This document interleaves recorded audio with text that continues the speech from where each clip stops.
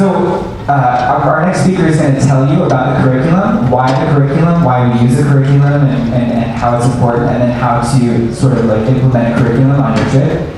She's a 6th year with Focus, a 1st year on the mission team. She served at the campuses of University of Nebraska, Omaha, Wayne State, Nebraska, that's Wayne State College, not Wayne State University. There's an important distinction there.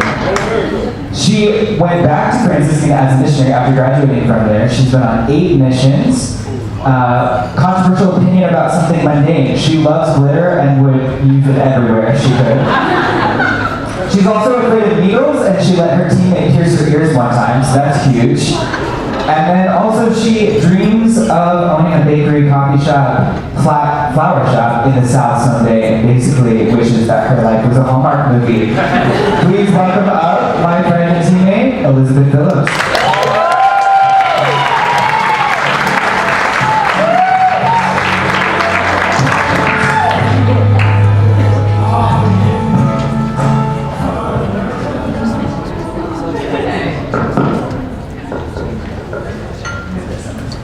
Great, okay, here we are. Okay, so yeah, basically the talk that I am about to give.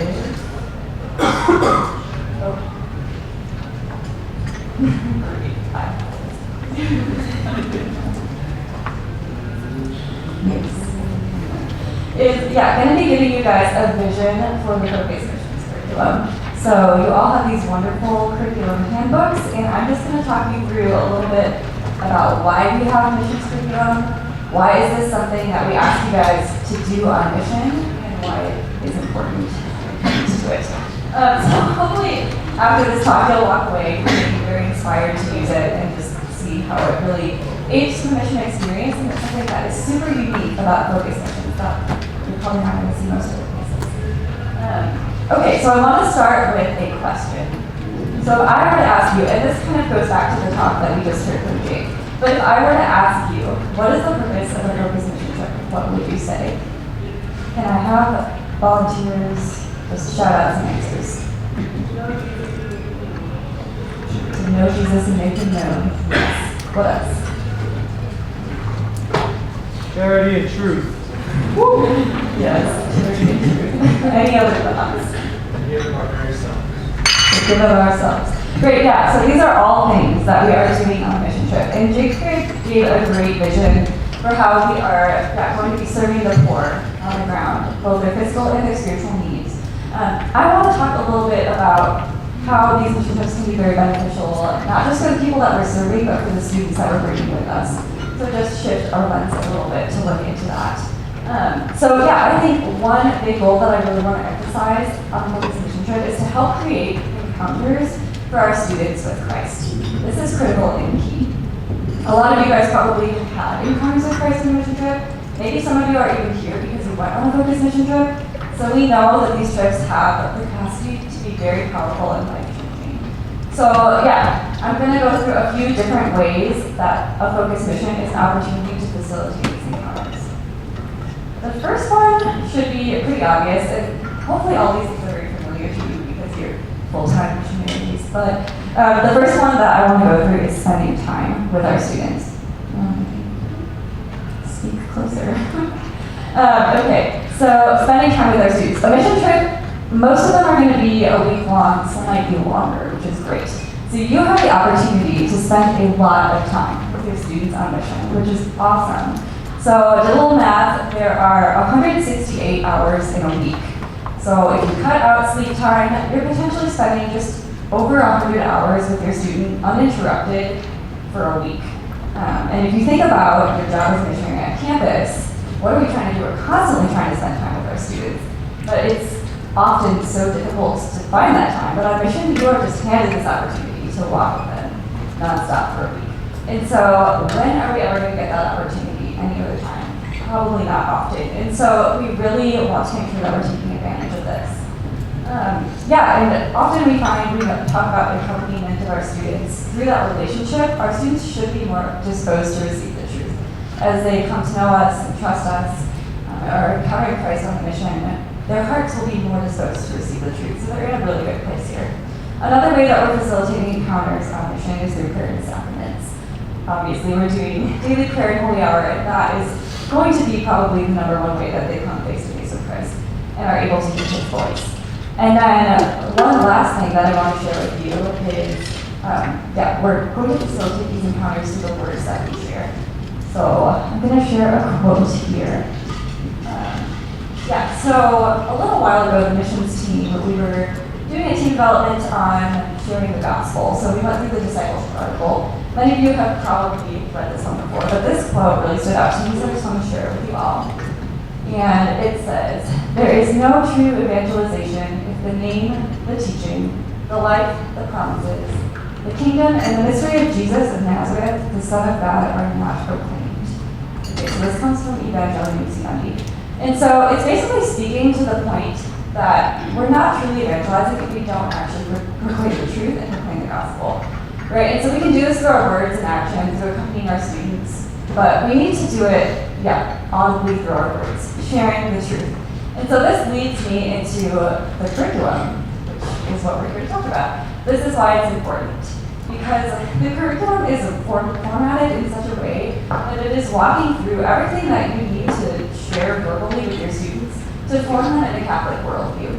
And so, if you go through the curriculum, give all the talks, it's going to ensure that you're sharing all the fundamental truths that they need to hear, and really taking advantage of this opportunity to form them using our words and share the truth. So, let's not forget that. Great, okay. So, as I mentioned, mission trips create an ideal time for our students to encounter the truth. They are radically present to one another, they're not on their phones, they're not distracted by all of the things back home. We're in a completely foreign environment, and we're very intentionally with one another. And so, it's just an ideal time for us to really share all of these things. We're being formed in a Catholic worldview, but we also get to live it, which is super cool. That's so translatable to life. Like, we're learning, how does the Catholic Church view the poor? Jake talked a lot about this in his talk, but we're learning how the church actually views the poor, which is so different from what the world sees. And then we're going to go out and actually serve them and do something about that, which is so translatable to life. So we see kind of how the curriculum and then what we're actually doing on the ground really works together in such a good way. Okay, so here, this is in your curriculum, but I just wanted to put this up on the slide so we can look at it and see what are the different talks that we're giving. So it's broken down. We have mandatory ones, optional ones. So this first part are orientation talks. So yes, you all have been reading the quick starts, I hope, and have talked about orientation. And so as you can see here, actually it looks like the majority of the talks we're giving take place before we even leave for the country we're going to. So just have that in mind when you are putting together your schedules. We've got a lot to talk about before we even get there. But these are all the talks we're going to give during orientation. The next part are the ones on the ground. So we have a couple that you're going to give on the ground, and then the last two there are happening right before you leave, preparing to go home. But particularly, we have the charisma. That's a talk on the gospel message, which is the heart and center of what we're doing.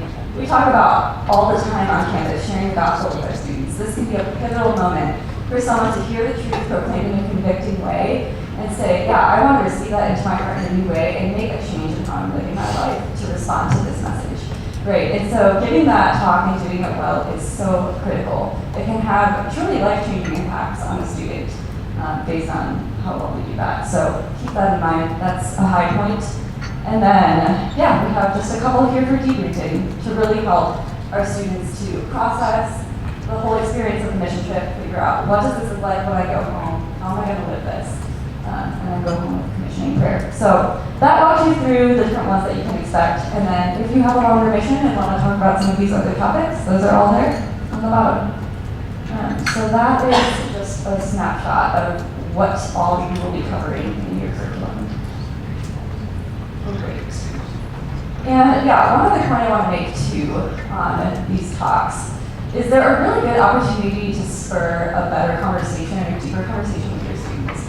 Like, how often have you guys heard an awesome homily or listened to a podcast that was amazing and just been super inspired by something you heard, and then you went and had a conversation with your friends or your students about it? I feel like we do this all the time. I know I do. And so that's like the power that these talks can have. If you have a well-written curriculum talk and it really is resonating with your students, it's something that you can easily follow up with in a conversation and just go deeper. So that's another purpose of these talks, to really facilitate those conversations. Okay, so that's a lot of the vision behind why we do the curriculum, why it's important, how it's going to help facilitate an encounter with Christ for our students.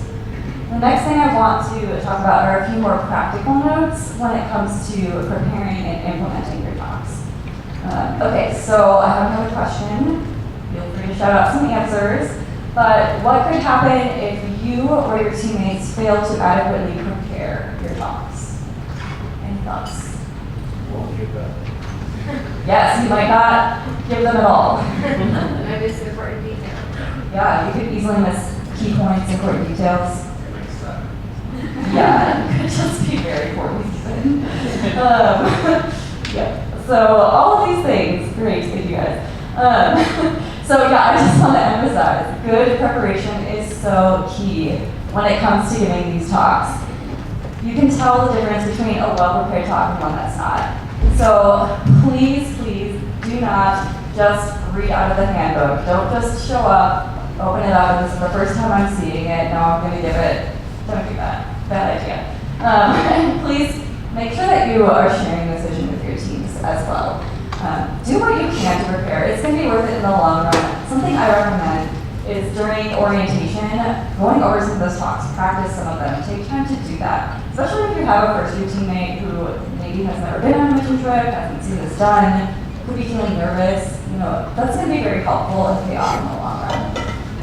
I remember I went on a trip once and my director had us do that, and I was kind of like, I don't really feel like doing this right now, I'm fine, not doing a lot of practice, but I'm glad you made us do it because it really helped iron out some of those talks and some of those details so that we can get them very well.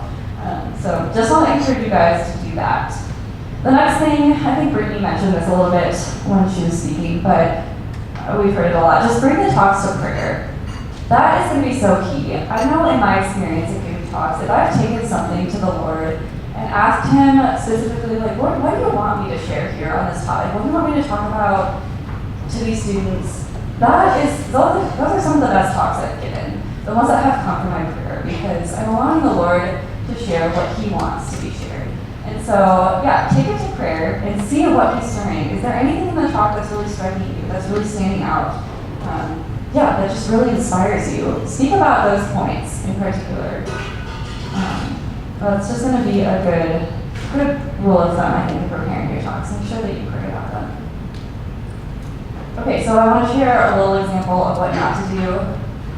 It was something that I did, so don't follow my example, but there was one mission trip on which I was assigned to give the curriculum talk. I just mentioned how important this talk is, because it's the gospel. And so, basically I had a lot going on going into the mission trip. I read through the handbook once or twice, maybe jotted down one or two things, but I don't think I really took it to prayer, and I didn't really prepare that much. I was kind of just like, okay, I share the gospel on campus all the time. I studied apologetics and college, like I know the gospel, I can share it, right?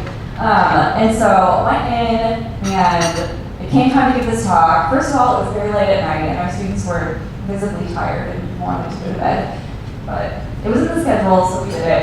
And second of all, I wasn't well prepared. Didn't have good examples. It wasn't super relatable. And so I gave the talk, and I remember it ending and kind of being like, that wasn't great. That didn't really land. I feel like they weren't really listening. It just didn't seem to be received well. Didn't talk about it after. So that was definitely sad and what I should not have done. And I definitely think that was a missed opportunity on my mission. And so, please don't do that. Let's try to prepare our talks well so that, they're able to be truly impactful. Because I think it's one thing to share the truth, and it's another thing to know it and to share it well. So, just make sure you keep all of that in mind. Okay, a few more notes on actually implementing your curriculum. One, flexibility is key. You may need to be creative on when and how you are doing these talks. I have been on missions where we have given a talk on a bus ride. So if you're in a bus that has a microphone, that could work, could be difficult depending on the circumstance. You gauge that. But we've done that. That could be a good time to share testimonies. Maybe another thing is like, okay, we're running out of time. We need to do it during lunch one day. We're just going to have everyone get their foods down, give the talk over lunch. A third option could be, where can I do it before a holy hour? I think this is really good for some of them, maybe even the gospel, just thinking about like, how can I share this really convicting thing with our students, and then we're going to go right into prayer. That seems like a really ideal time. So see if you can do something like that. But ultimately, just you and your missionary should always be prepared to give your talk at any time. Because you never know on mission. Things never go as scheduled. As we know, we might just, not have the time that you think that you're going to. So say you show up to a work site one day and you're waiting half an hour for someone to meet you with supplies or tell you what to do. Stuff like this happens all the time. And instead of just sitting around and wasting the time not knowing what to do, you could sit there and have someone give a talk, or you could share some testimonies. Just how can we use our time to our advantage? Just always be prepared and ready to do that. So that's another thing that I would recommend. Some other things too, maybe just look ahead at your schedule, think about what are some obstacles that could come up and get in the way here. All of these things are good to consider. Okay, so this is just an example of one of the talks in your curriculum.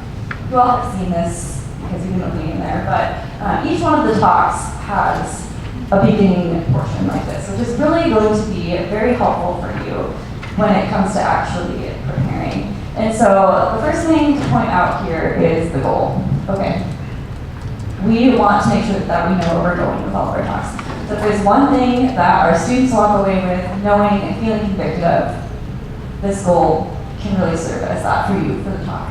So look to that, make sure you're trying to gear everything towards that. The next thing to point out are the crucial concepts. So again, we've literally laid out for you the main important topics that you want to touch on. So this is just like a skeleton that you can use, and then you can totally make it your own based off of these main points. And if you look further on in the handbook for each one of those, there's a whole bunch more details and scriptures and things that you can use. So feel free to use that stuff. Feel free to take this and run with it. But it's all there as a resource for you to help make writing the talk as easy as it can be. Just be attentive to those things as well. Awesome. Okay, so that's a little bit about the reason why we give talks, why we have the curriculum, and some practical things for you as well. I just want to kind of pull back the curtain a little bit, share a little bit what we're doing here at MDLS. You've already seen some of this, but we're going to be giving a few of the curriculum talks. Jake did one this morning, and it was amazing. So these are examples of what your talks could look like on the ground. You don't have to give the exact talk that we are giving to you, to your students. Really think about your audience. Who are they? Where are they at? What are some examples that are going to be relatable and impactful for them? Think about those things. But when we give our talks, it's going to be kind of as if you are a group of students. So the speakers will give you a little bit of context. When might you give this talk? Who are you speaking to at the beginning? And then they will give the talk and then share some pointers and principles at the end, just like you saw Jake do earlier. So jot these things down. Make sure you take notes. If anything stands out to you in one of these talks that our speakers are giving, write that down. And then at the end, kind of like Jake said, just encourage you to consider how is it that you can tweak this particular talk to fit the needs of your group and your students. Think about, what are some good stories, some good examples that I can use that's really going to bring it home. So that is pretty much the vision and the how for curriculum. So what we're going to do now is a little quick activity. So I am going to have you, just a couple minutes, you're going to turn into a partner. We're going to pretend that this partner is a teammate. They don't want to prepare their talks, they don't want to give them. They're asking, why do we need to do this? It's a waste of time. And I just want you to take a minute and explain to them the vision for the missions curriculum and why they need to prepare. Just practice scenario. So, great. And go.